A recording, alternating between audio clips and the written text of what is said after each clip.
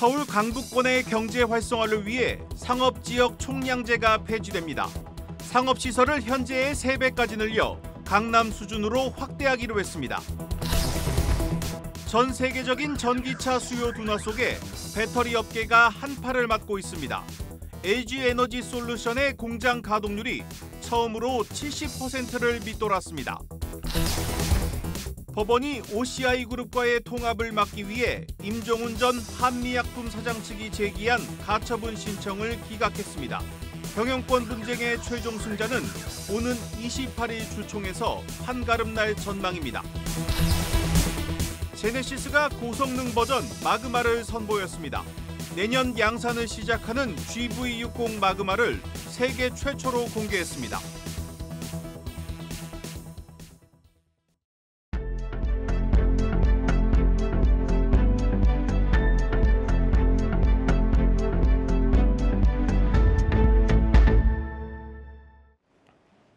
뉴스 플러스 시작합니다.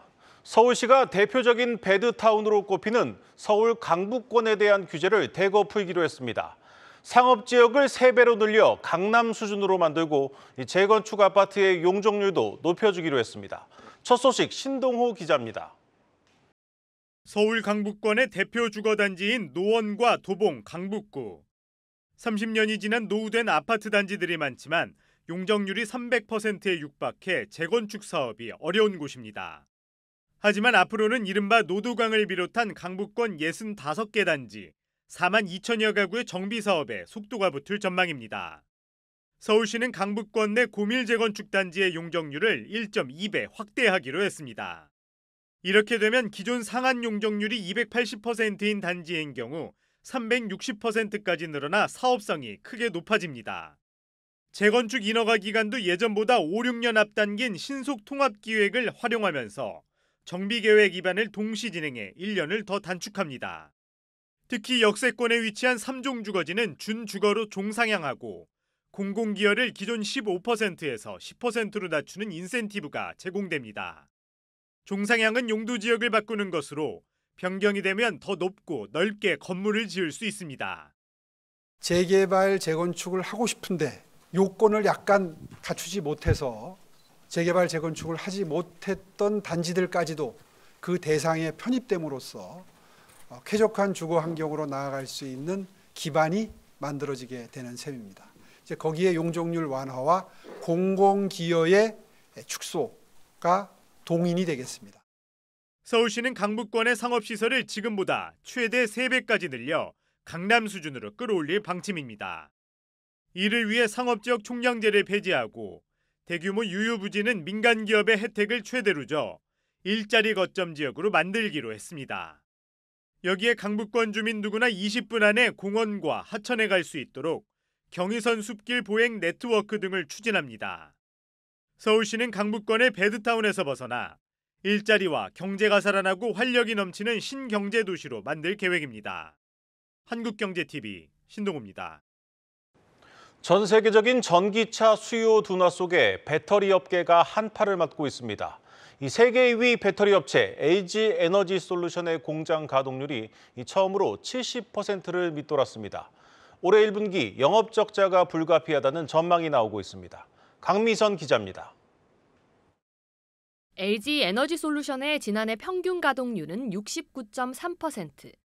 가동률이 60%대로 내려앉은 건 4년 만입니다. 지난해 1분기 77%를 비롯해 3분기까지 70% 중반을 유지한 걸 감안하면 4분기 가동률은 60%대도 위태롭다는 계산이 나옵니다. 전기차 수요 감소로 국내 공장은 물론 미국과 유럽 공장도 생산량 조절에 들어간 것으로 보입니다. 국내 배터리 3사 중 가장 안정적인 성장을 보이는 삼성 SDI도 상황은 마찬가지입니다.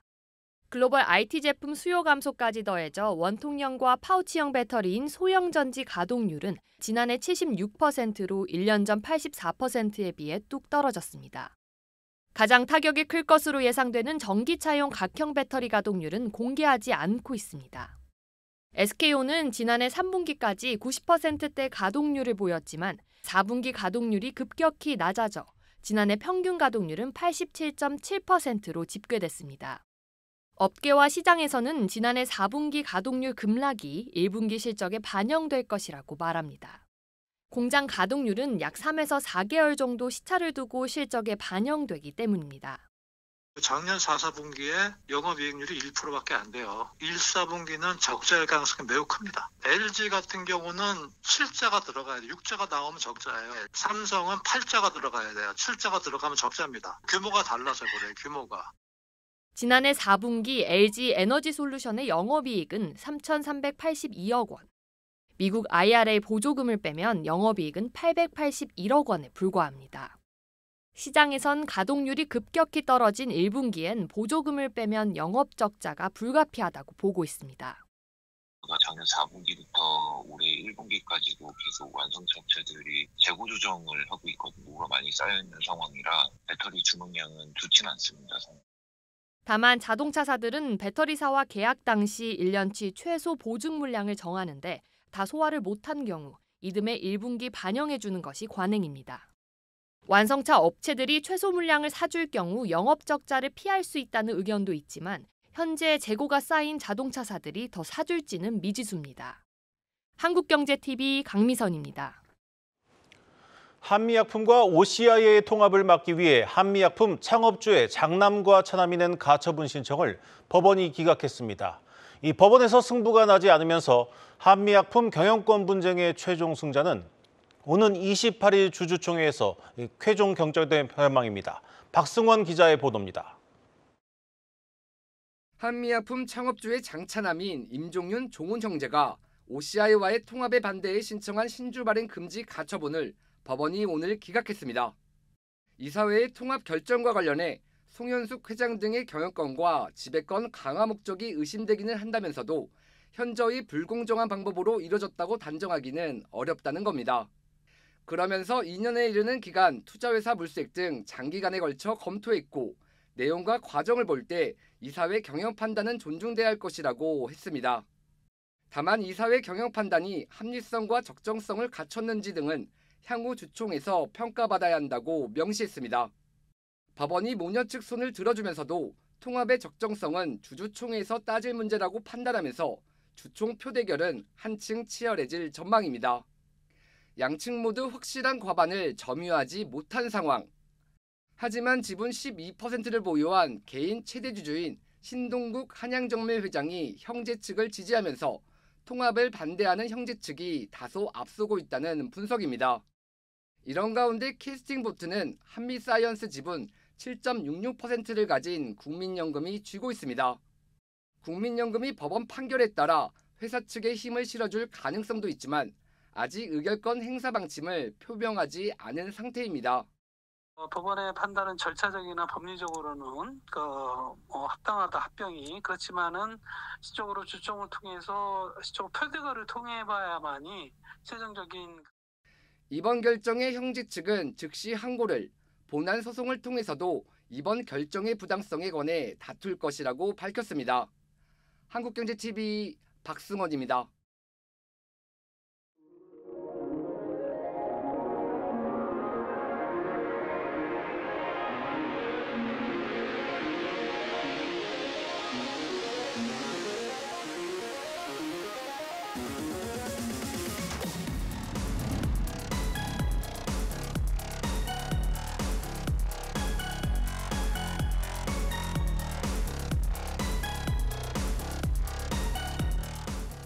글로벌 문화예술 그리고 이 트렌드에서 가장 선도적인 도시이기 때문에 제네시스가 이번 뉴욕에서 새로운 시도를 기획하게 되었습니다.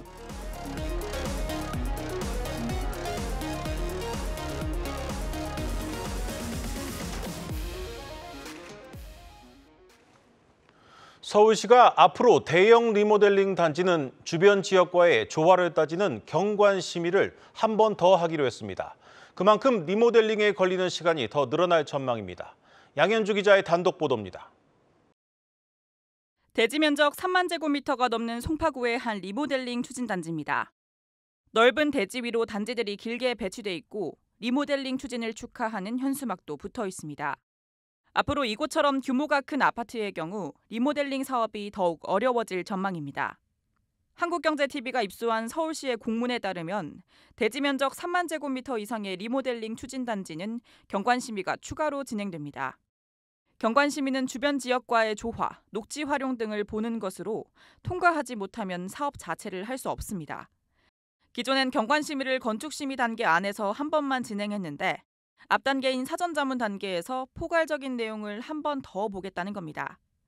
해당 기준대로라면 현재 서울에서 리모델링 사업을 추진하는 76곳 가운데 13곳이 해당됩니다. 현재 사전자문 단계에만 10달 정도가 소요되는데 경관심의가 추가되면 기간이 더욱 늘어날 것으로 보입니다. 리모델링 사업을 추진하는 입장에서는 시간이 곧 비용인 만큼 추가적인 규제라고 반발하고 있습니다. 현장에서 느끼기에는 기간이나조차 늘어나는 거고 실제로 원래 뒷단에 건축심의 단계에서 필요한 경관심의 내용과 거의 비슷한 수준의 자료를 요구하는 걸로 알고 있습니다. 이에 서울시는 최근 리모델링 사업도 경관심의를 추가로 진행해야 한다는 법제처의 유권 해석을 따른 것뿐이라고 입장을 밝혔습니다. 주택시장 침체가 심화되는 가운데 리모델링 사업 규제가 강화되면서 공급 부족에 대한 우려도 더욱 커질 전망입니다. 한국경제TV 양현주입니다.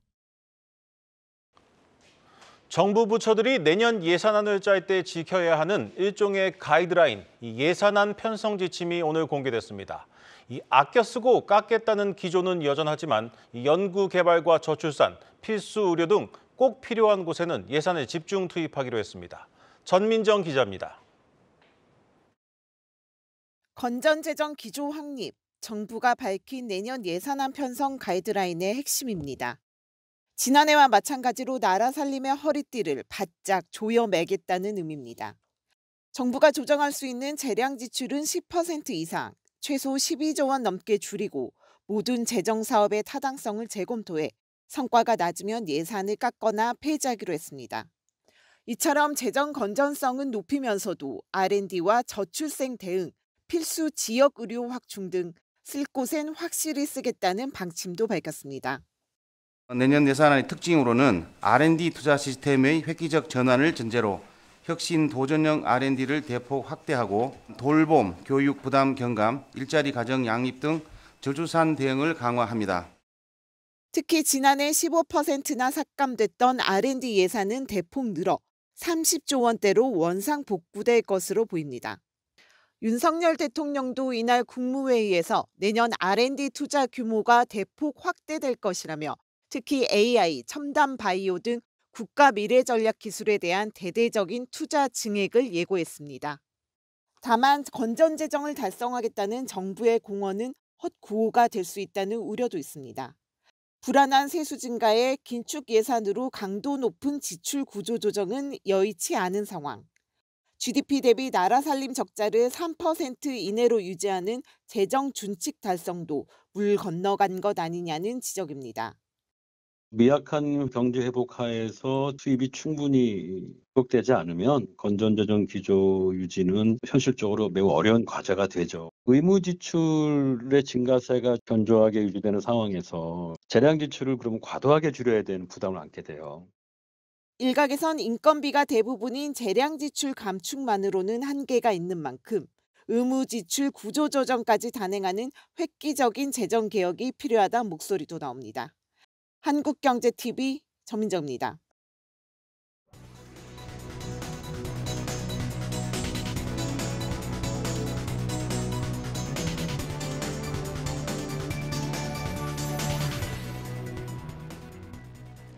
마켓플러스입니다. 삼성전자가 2년 3개월 만에 장중 8만 선을 돌파했습니다.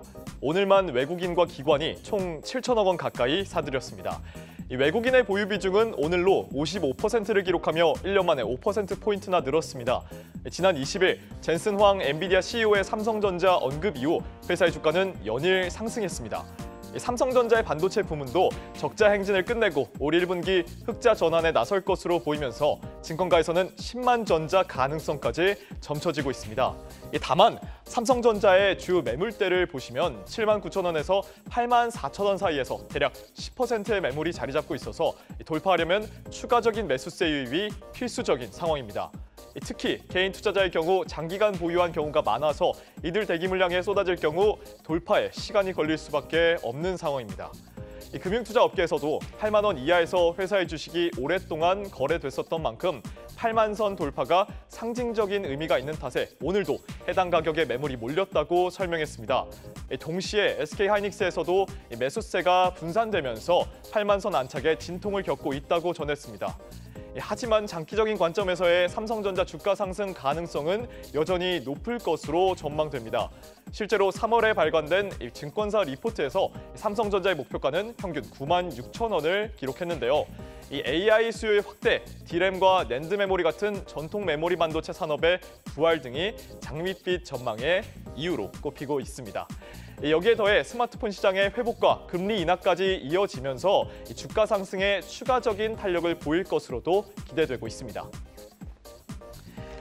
어제 상한가를 기록했던 삼천당 제약은 오늘도 20% 넘게 주가가 훌쩍 뛰었습니다. 지난 22일 기준 코스닥 시총 20위였던 삼천당 제약은 이틀 만에 시총 10위 자리에 이름을 올렸습니다. 회사는 오늘 먹는 비만 치료제를 미국에 독점으로 판매할 수 있는 계약을 체결 중이라고 밝혔습니다. 다만 금융투자업계에서는 아직 계약을 체결하기까지의 과정 중 하나에 불과하고 먹는 비만 치료제 시장의 경우에 전체 비만 치료제 시장에서 차지하는 비중이 크지 않다고 설명했습니다. 이 비만 치료제 시장은 아직까진 효과가 월등히 뛰어난 주사형 비만 치료제가 시장을 지배하는 상황입니다. 그만큼 먹는 비만 치료제 독점 판매 소식이 장기적인 주가 상승을 불러오기는 쉽지 않다는 의견입니다. 결국 오늘 이 소식은 단기적인 주가 상승으로 그칠 것이라는 의견이 많았습니다. 이뿐만 아니라 전날 발표된 황반변성 치료제 시밀러 독점 공급도 이미 주가에 선반영됐다는 설명입니다. 그러면서 회사가 지금의 주가에서 크게 하락하지는 않겠지만 추가적인 주가 상승에는 또 다른 모멘텀이 필요하다는 게 증권가의 분석입니다. 이번 주 주요 금융주의 배당락일이 겹치면서 벚꽃 배당 막차 노리려는 분들 많으시죠? 올해는 연말 배당과 분기 배당을 모두 챙길 수 있는 더블 배당이 가능해집니다. 올해 연말 배당금으로 기업은행은 984원을 확정했습니다. 또 연말 배당이 아닌 분기 배당을 실시할 것으로 예상되는 기업은 보시는 것과 같이 KB금융, 신한지주, 우리금융, 하나금융, 그리고 JB금융인데요. 이 하나증권에서 예측한 올해 1분기 예상 분기 배당금도 다음과 같습니다. 이 앞서 언급한 종목들의 경우에 오는 27일, 바로 내일이죠. 내일까지 매수하면 배당금을 받을 수 있습니다.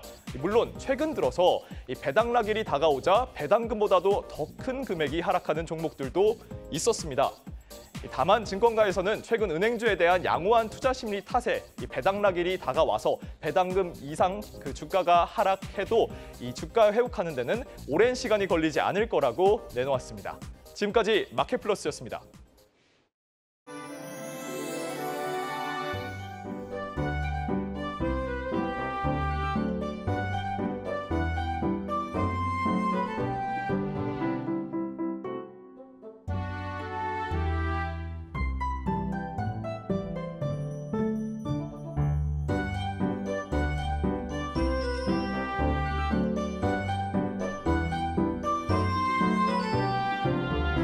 희망의 나무 나누기는 묘목 나눔과 나무 심기를 통해서 탄소를 줄이는 친환경 활동입니다.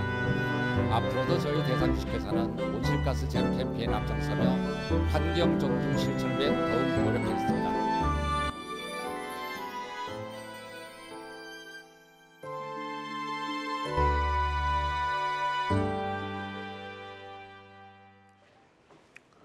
일본 중앙은행이 17년 만에 마이너스 금리 시대를 끝냈지만 어찌된 일인지 엔화 가치가 더 떨어지고 있습니다. 일반적으로 이 금리가 오르면 통화 가치가 상승하는데 정반대 흐름을 보이고 있습니다. 이에 당황한 일본 재무부가 구두 개입에 나섰지만 흐름을 바꾸긴 힘들 것이란 전망이 나오고 있습니다. 김보비 기자의 보도입니다. 최근 달러당 엔화 가치가 151엔대에서 거래되며 올 들어 최저 수준을 나타내고 있습니다. 일본은행이 통화정책 정상화에 나섰지만 엔저가 지속되고 있는 겁니다.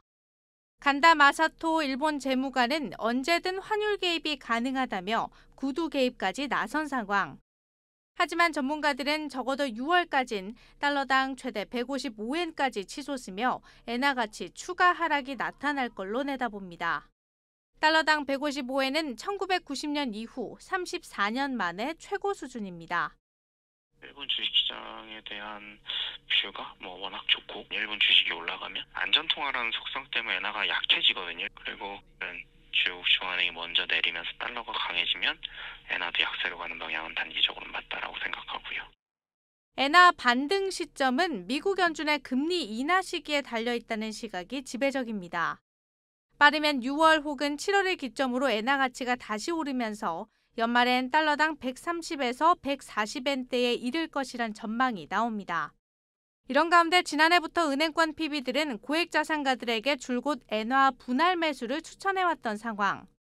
엔화 예금 잔액은 최근 13조 원을 돌파했고 외화 예금 중 엔화 예금 비율은 12년 만에 처음으로 10%를 넘어섰습니다. 자산관리 전문가들은 상반기 내 추가 분할 매수는 여전히 해볼만 하다면서도 단기간 내 큰 환차익에 대한 기대감은 낮춰야 한다고 강조합니다. 900원 부근이면은 저점이라고 생각하고 넉넉하게 시간을 둔 여유 자금이면은 분할로 계속해서 매수를 하시는 것도 좋은 방법이라고 생각합니다. 또 한 분산 차원에서 봤을 때 엔화 비중을 무리하게 높여가기보단 전체 자산의 10% 내외가 적절하다는 조언이 나왔습니다. 한국경제TV 김보미입니다. 한국거래소의 독점을 깰 대체거래소의 내년 상반기 출범을 앞두고 이에 대비한 인프라 구축이 속도를 내고 있습니다. 코스콤이 거래소마다 다른 시세를 따져서 가장 유리한 거래를 할 수 있도록 하는 시스템을 선보였습니다. 최민정 기자입니다. 복수거래 시장 체제가 되면 증권사는 자본시장법상 반드시 최선 집행 의무를 수행해야만 합니다. 최선 집행 의무는 개인 투자자 보호를 위해 증권사가 투자자의 주문이 유리한 조건의 시장에서 체결될 수 있도록 하는 법적 의무입니다. 코스콤 SOR솔루션은 각 거래소의 시세를 직접 수신하고 통합 산출해 빠르게 시장 상황을 파악해 유리한 거래 시장을 판단할 수 있어 증권사의 최선 집행 의무 부담을 덜어줄 수 있습니다.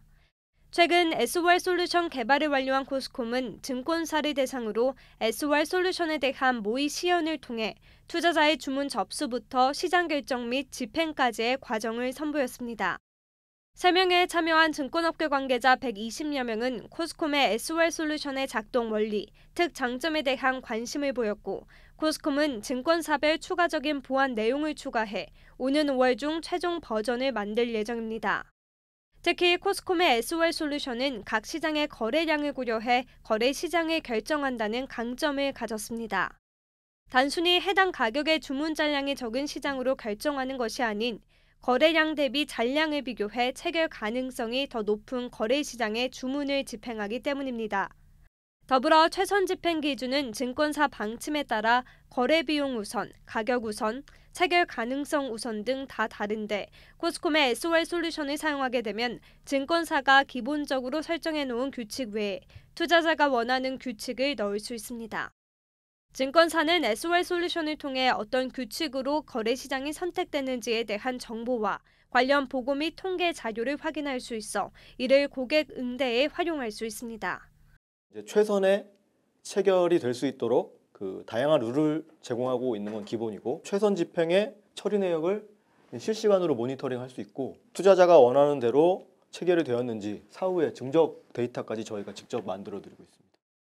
코스콤은 순차적으로 SOR솔루션 설치를 진행할 예정이며 올 하반기에 시작될 ATS 연계 테스트를 지원할 방침입니다. 한국경제TV 최민정입니다. 오늘 준비한 뉴스 플러스는 여기까지입니다. 함께해 주신 여러분 고맙습니다.